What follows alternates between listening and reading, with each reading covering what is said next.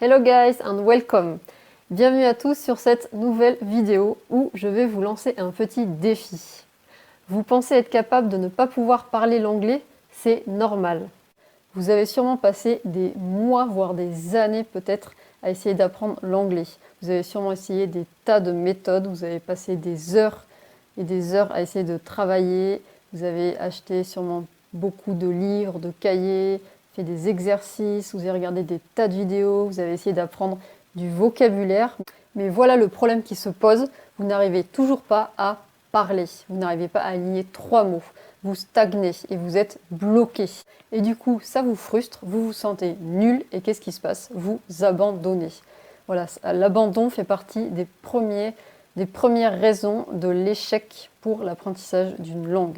Et tout ça, c'est pas de votre faute, parce que si vous regardez bien, les anciennes méthodes traditionnelles de l'école nous ont jamais réellement encouragés à nous exprimer à l'oral. Et au contraire, s'exprimer dans une langue étrangère a toujours été un casse-tête pour la plupart d'entre nous, voire un obstacle insurmontable jusqu'à l'âge adulte, voyez par vous-même.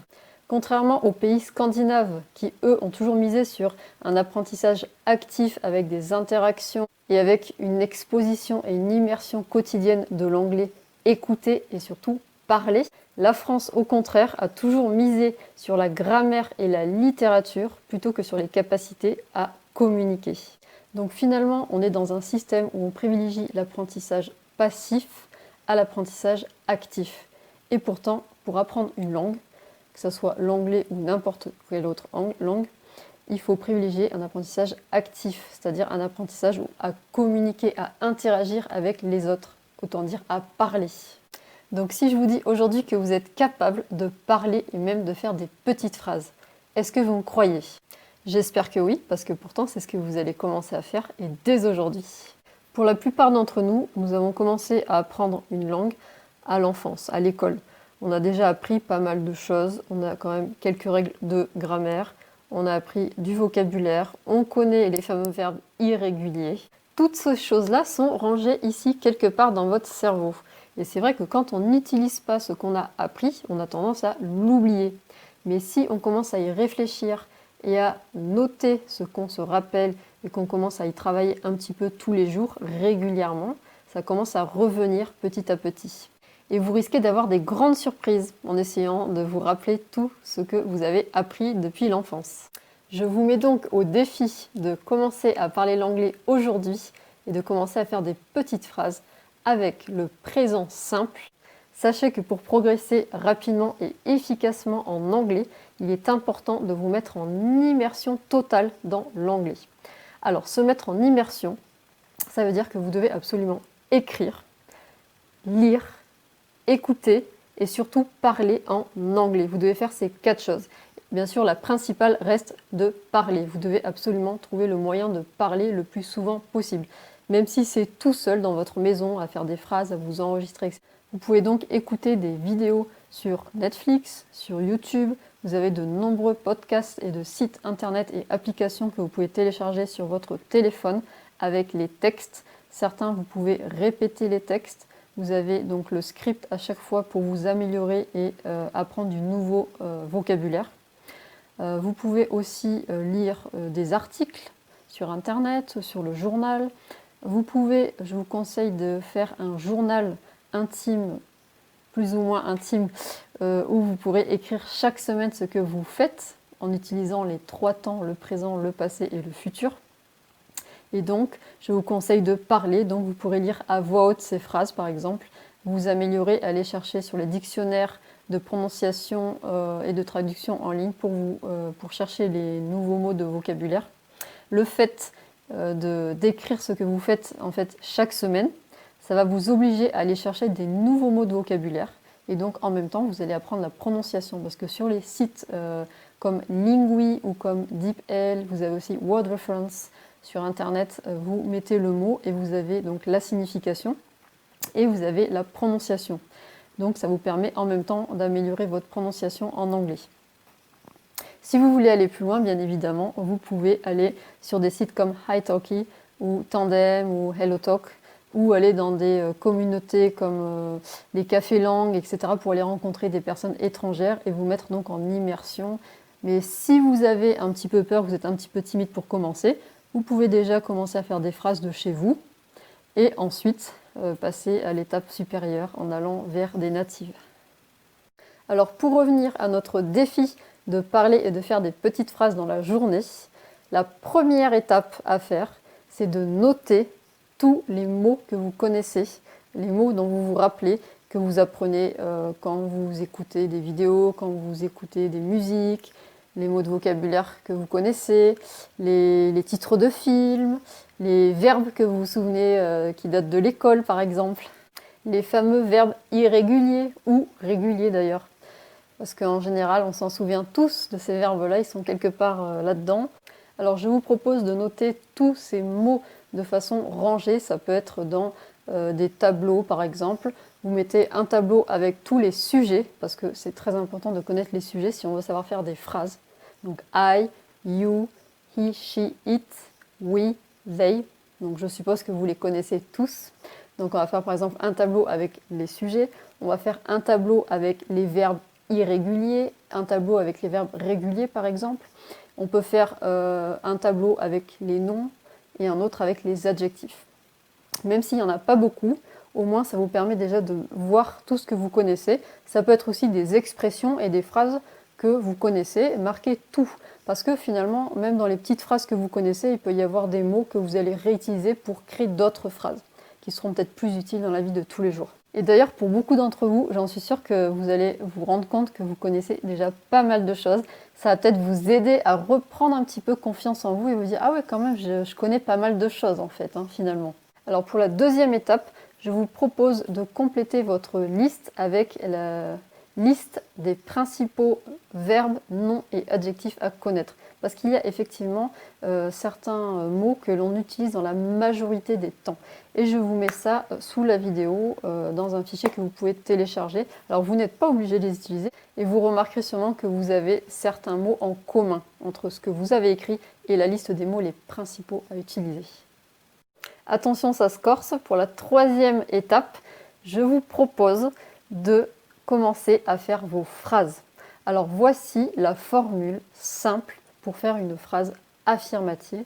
Il suffit de mettre un sujet, un verbe et un complément. C'est, on va dire, la seule fois où on peut éventuellement comparer avec le français. On peut traduire du français à l'anglais pour les phrases affirmatives. C'est à peu près le seul moment où ça passe. Mis à part ça, ne traduisez jamais de l'anglais au français. N'essayez jamais de faire la même chose parce que ça ne marche pas dans la plupart du temps.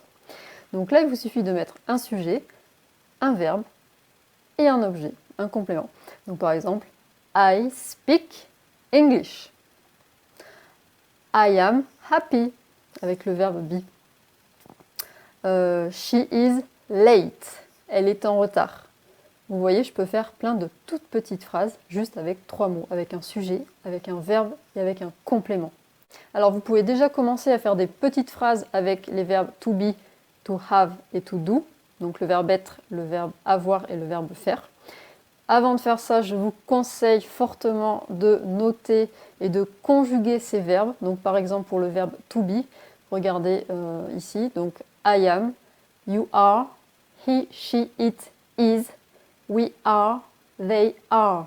Alors pour le verbe avoir, I have, you have, he, she, it has, we have, they have. Attention à la troisième personne du singulier qui change, ça devient has au lieu de have. Et enfin pour le verbe faire, to do, I do, you do, he, she, it does, we do, they do. Donc là encore, la troisième personne du singulier change, elle devient does. Petite parenthèse, be, do et have sont extrêmement importants. Vous devez absolument les connaître parce qu'ils sont à la fois des verbes, donc le verbe être, le verbe avoir et le verbe faire, mais ils sont à la fois des auxiliaires, c'est-à-dire qu'ils servent à la construction des temps composés. Ils servent à poser des questions et à faire des phrases négatives avec certains temps. On verra ça dans une autre vidéo. Donc par exemple, avec le verbe be, je peux faire plein de petites phrases du genre I am happy, I am hungry, I am tired, I am late, I am here. She is here. They are late. Vous voyez, juste avec un sujet, un verbe et un complément, on peut faire plein de petites phrases. Donc là, c'est des petites phrases, j'espère que vous les connaissez. Je suis content, j'ai faim, je suis en retard, je suis ici. N'oubliez pas également qu'on utilise le verbe être pour donner son âge. On ne dit pas I have 20 years old, mais on va dire I am 20 years old. On utilise également le verbe être pour parler de notre prénom. I am Pauline. Ou je peux dire My name is Pauline. On utilise le verbe avoir, to have, pour parler de la possession et de parler de ce que l'on a. Donc par exemple, I have a house. J'ai une maison. She has 2 children. Attention, children, c'est un mot invariable. On dit un enfant, c'est one child. 2 enfants ou plus, on va dire 2 children. Children ne prend jamais de S. C'est un mot invariable. On utilise le verbe faire, to do, pour dire ce que l'on fait. Donc par exemple, she does her homework. Donc elle fait ses devoirs. Il faut savoir qu'on utilise principalement do en tant qu'auxiliaire pour la construction des questions et des phrases négatives pour le présent simple. Et également pour le passé simple. Il va devenir did. Vous pouvez donc commencer à faire des petites phrases simples avec les mots que vous avez commencé, comme par exemple I speak English, donc j'ai bien mon sujet, mon verbe et mon complément. She speaks English. Alors n'oubliez pas qu'au présent simple, il y a une règle importante à connaître, c'est à la 3e personne du singulier, il faut toujours mettre un S. Donc avec he, she et it, on met toujours un S à la fin du verbe. She speaks English. I travel a lot. She likes chocolate. She likes chocolate. Vous voyez le S à la fin de like, parce que c'est une 3e personne du singulier, là encore. Peut-être une phrase un peu plus longue. She wants to come with you. She wants to come with you. Elle veut venir avec toi. Alors n'oubliez pas que lorsque 2 verbes se suivent, le deuxième est toujours à l'infinitif, c'est-à-dire qu'on met tout devant. She wants to come. C'est comme en français finalement, hein. Quand il y a 2 verbes qui se suivent, le deuxième est à l'infinitif. She wants to come with you. Elle veut venir avec toi. You want to learn English. You want to learn English. Alors la 4e étape pour vous va être d'aller chercher la prononciation de ces mots sur un dictionnaire en ligne comme Lingui ou comme Word Reference par exemple, où vous avez juste à noter le mot et vous allez avoir la prononciation. Sur Lingui, vous avez la prononciation en anglais et en américain par exemple. Donc ce qui est important, c'est bien d'apprendre à faire des petites phrases, mais il faut aussi savoir comment les prononcer. Donc votre objectif est donc de savoir prononcer ces mots correctement. Votre défi final, venir noter dans les commentaires vos petites phrases. Alors vous n'allez pas toutes les noter bien évidemment, mais vous en notez quelques-unes et on pourra les corriger ensemble. Donc je vous conseille de faire des phrases à la 1re personne du singulier, donc avec I, parce que c'est celle que vous utilisez le plus souvent évidemment, et aussi avec la 3e personne du singulier pour vous entraîner à bien mettre le S avec he, she et it. Ce que vous pouvez faire, c'est que vous pouvez donc à la 1re personne du singulier parler de vous, savoir vous décrire, parler de vos routines, de ce que vous faites, où vous travaillez par exemple. My name is Pauline, I am Pauline, I am 20 years old, même si c'est pas vrai.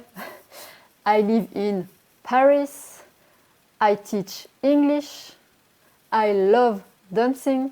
Par exemple, vous voyez, je fais plein de petites phrases très simples, mais finalement, vous arrivez à savoir, vous arrivez à avoir plusieurs informations sur une personne, juste avec des phrases simples. Et vous faites la même chose avec la 3e personne du singulier, donc avec he, she et it. Vous pouvez prendre une personne de votre choix et vous la décrivez. Par exemple, she is Joanna, she is 42 years old, she lives in Miami, she is a teacher. Donc vous voyez, on commence petit, on fait des petites phrases avec un sujet, un verbe et un complément, voire un peu plus. Et on arrive finalement à dire beaucoup de choses. Donc vous voyez, il ne faut pas être trop pressé. Et surtout, ça ne sert à rien de faire des grandes phrases quand on débute et qu'on veut apprendre une langue, parce qu'en général, on se trompe et on fait souvent des petites erreurs. Alors n'oubliez pas que pour apprendre une langue, il faut donc se mettre, on a dit, en immersion totale dans la langue. Donc il faut lire, écouter, écrire et surtout parler. Donc je vous ai donné aujourd'hui des clés pour que vous commenciez à faire des phrases. C'est à vous maintenant de mettre ça en place. Et je compte sur vous pour mettre vos petites phrases en commentaire sous la vidéo. Surtout, ne soyez pas trop pressés. Travaillez un petit peu, mais surtout régulièrement, un petit peu tous les jours. Essayez d'apprendre des nouveaux mots, du nouveau vocabulaire. Essayez de faire des petites phrases un peu tous les jours. Vous pouvez décrire votre routine, décrire ce que vous faites pendant la journée. Vous pourriez essayer de vous rapprocher des communautés anglaises ou étrangères de votre ville et pourquoi pas même inviter des étrangers ou des amis, des voisins qui sont étrangers chez vous et pourquoi pas organiser des petites réunions de temps en temps pour vous mettre en immersion et commencer à parler en petits groupes. Allez, c'est parti, je vous laisse noter tous les mots, phrases et expressions que vous connaissez en anglais. N'oubliez pas de faire un tableau, de marquer les sujets, les verbes, les noms, les adjectifs, etc. De bien ranger tout ça, de faire des phrases. Et d'ici ce soir, je compte sur vous pour me mettre en commentaire vos petites phrases. Et n'oubliez pas de télécharger votre guide gratuit pour apprendre l'anglais qui se trouve sous la vidéo. Je vous dis à bientôt. See you later guys. Bye.